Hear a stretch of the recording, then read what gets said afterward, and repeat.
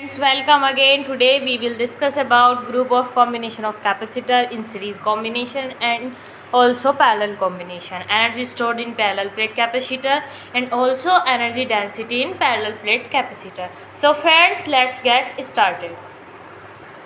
So first we discuss about group of combination of capacitor in series combination.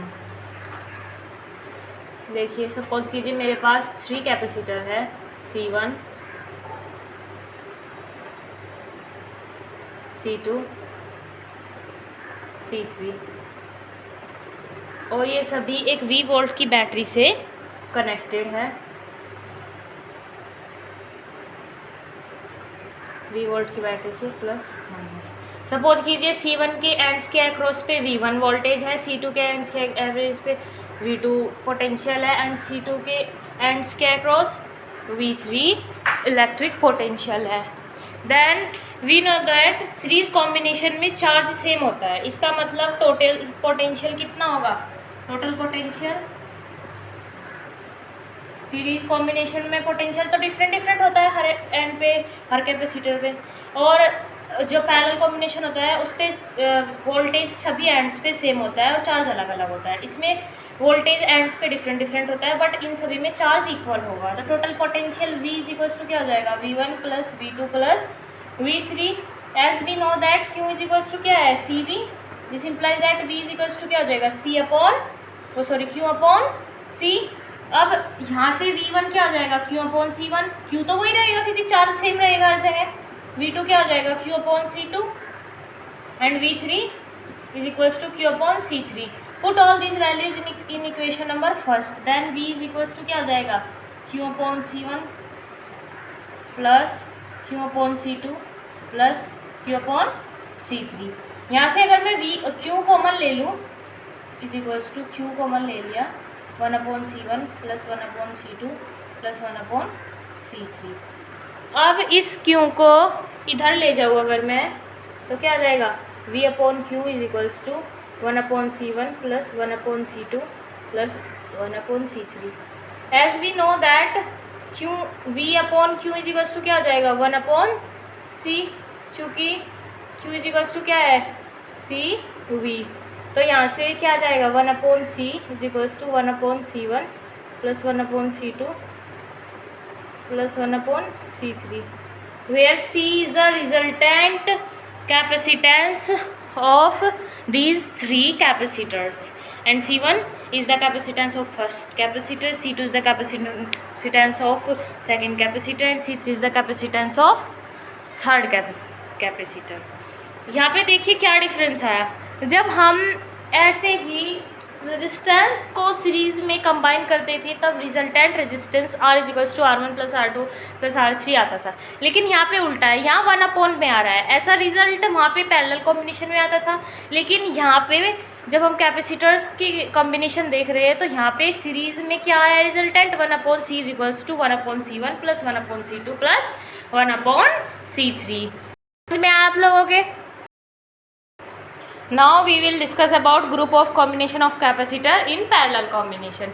यहाँ पे समझिए, suppose कीजिए ये C1, C2, C3 कैपेसिटर है 3, ये मैंने पैरेलल कॉम्बिनेशन में इनको लगा दिया है। सपोज कीजिए इस पे जो चार्ज की अमाउंट है वो Q1 है, इस पे Q2 है and this one has Q3। ये सभी एक बैटरी से कनेक्टेड है which has V voltage, that means here electric potential is equals to V। So as we know that in parallel combination voltage is same at every point and charge is different, hence total charge is Q which is equals to Q1 plus Q2 plus Q3 and as we know that Q is equals to क्या है? CV, that means Q1 is equals to क्या हो जाएगा? C1V, here V will be same and Q2 C2V and Q3 is equals to C3V. Then putting all these values in equation number first, Q will be C1V plus C2V plus C3V। यहाँ से मैं V common ले लूँ तो क्या हो जाएगा? C1 plus C2 plus C3। अब मैं इसे अपॉन में ले जाऊँ इधर तो Q upon V equals to C1 plus C2 plus C3। we know that as we know that Q is equals to CV, this implies that Q upon V is equals to हो जाएगा C if C is the resultant capacitance of these three capacitors, then this will be C is equals to C1 is equals to C2 plus C3. So here C is the resultant capacitance of three capacitors which are combined in parallel combination C1, C2 and C3, which is C is equals to C1 plus C2 plus C3. यहाँ पे देखिए जब हम वहाँ पे resistance को parallel combine करते थे तो रिजल्टेंट जो रेजिस्टेंस आता था वो 1/में आता था, 1/R is equals to 1/R1 plus 1/R2। लेकिन यहाँ पे बिल्कुल डिफरेंट है, यहाँ पे ये आ रहा है C is equals to C1 plus C2 plus C3। समझ में आया आप लोगों के यहाँ तक? So friends, now we will discuss about energy stored in parallel plate capacitor. देखिए यहाँ पे एक बैटरी है which terminal has positive and negative, और यहाँ पे मैंने सीरीज़ में इसके साथ एक पैरेलल प्लेट कैपेसिटर कनेक्ट कर दिया है जिसकी फर्स्ट प्लेट है and this one is second plate. Electron यहाँ से यहाँ ट्रैवल करेंगे। देन अब हम देखते हैं एनर्जी इसमें किस तरीके से स्टोर होगी। एनर्जी वर्क जो हम इस पर करेंगे, इसे चार्ज करने के लिए जो हम वर्क करेंगे वो वर्क इसमें जाके एनर्जी के रूप में स्टोर हो जाएंगे। दैट मीन्स सपोज कीजिए यहाँ से यहाँ तक इलेक्ट्रॉन ले जाने के लिए मुझे कुछ वर्क करना पड़ेगा एंड वो वर्क वहाँ जाके एनर्जी के रूप में स्टोर हो जाएगा, जैसे मैंने इलेक्ट्रोस्टैटिक एनर्जी में और पोटेंशियल एनर्जी में आपको समझाया था। That means the amount of work done in which is required to charge a capacitor. यहाँ पे कैपेसिटर को चार्ज करने में जो वर्क रिक्वायर्ड है, then this work is stored in the form of electrostatic potential energy in this capacitor. Suppose कीजिए किसी instant पे जो चार्ज है प्लेट पे वो Q है, देन उसका potential difference V is equals to क्या हो जाएगा Q upon C as we know that. Suppose कीजिए मैं एक छोटा सा चार्ज ले रही हूँ dQ, तो उससे चार्ज करने में, उसे यहाँ पे स्टोर करने में कितना वर्क किया जाएगा। सपोज कीजिए वर्क किया जा रहा है dW, क्योंकि चार्ज भी छोटा है dQ, then dW is equals to क्या हो जाएगा V into dQ as we know that W is equals to Q into V by the definition of electric potential. समझे आप लोग? टोटल वर्क क्या हो जाएगा, इंटीग्रेशन कर दो दोनों साइड, कर दिया dW का integration W total W is equals to V क्या है, V अभी देखा मैंने Q अपॉन C। सपोज कीजिए 0 से ले जाना है चार्ज और कैपिटल Q तक, मतलब उसे मुझे चार्ज देना है 0 से Q तक, इतना चार्ज करना है मुझे। समझ गया आप लोग? तो यहाँ से 1/C तो कॉमन आ जाएगा। अब Q का इंटीग्रेशन करो TQ के रेस्पेक्ट में 0 to Q which is equals to 1/C into Q square upon 2 and limit 0 to Q।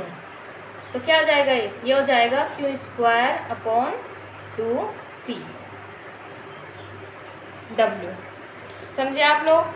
अब इसी W को मैंने कहा है कि यही W वहाँ जाके एनर्जी के रूप में स्टोर हो जाएगा, वर्क वहीं जाके एनर्जी के रूप में स्टोर हो जाएगा। Then W is equals to U, then U will be Q square upon 2C। Understand? और अगर मैं यहाँ पे Q की जगह पे, जो कि Q इज इक्वल्स टू क्या है CV as we know that, and if we replace Q is equals to CV, then U is equals to CV का whole square upon 2C and then U is equals to 1 upon 2CV square. This is most important formula for energy stored in parallel plate capacitor. I hope you understand this.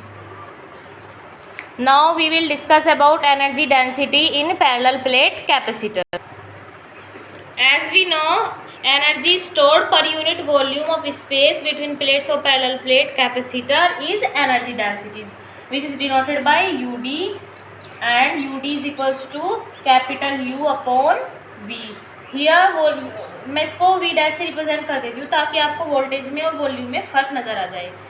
That means V dash क्या है, volume. किसका volume? Parallel plate capacitor का। समझे आप लोग? Which is equals to AD, मतलब distance between these plates. ऐसे plates थी ना, तो इनके बीच की डिस्टेंस D थी और एरिया उनका, ऐसे मैंने किसी बैटरी से कनेक्ट कर रखी थी, और एरिया दोनों का, एक का भी ए दूसरे का भी ए, दैट मीन्स वॉल्यूम क्या हो जाएगा, area into distance between them, A D. समझे आप लोग? As we know that U is equals to, मैंने अभी पढ़ा 1/2 CV square, and V is equals to क्या होता है, E into D, where E is equals to electric field between these parallel plate capacitor, these parallel plates, and the distance between them, and as we know that C is equals to क्या होता है, A epsilon naught upon D, capacitance of parallel plate capacitor. Then put all these values in equation number this, then UD is equals to क्या हो जाएगा, 1/2 CV square upon AD। यहाँ पे C का और V की भी वैल्यू रख दो, तो 1/2 AD इंटू C की वैल्यू क्या आ जाएगा, A epsilon not upon D, और V की E स्क्वायर D स्क्वायर। यहाँ से देखिए ये दोनों D से A square cut, D square cut हो गया, A से A कट हो गया, देन UD क्या बचा हमारा, epsilon naught E square upon 2, ये बचा हमारा UD। मतलब energy density in parallel plate capacitor is equals to epsilon naught into square of electric field between these plates upon 2, and its SI unit क्या होगी इसकी, SI unit will be joule per metre cube, joule for work और energy and metre cube for volume. And if this energy density we derive if in dielectric medium, अगर मैं यहाँ पे कोई dielectric medium भर दूँ जिसका डाइलेक्ट्रिक कांस्टेंट जो वो K हो, देन UD क्या हो जाएगा, इन डाइलेक्ट्रिक मीडियम,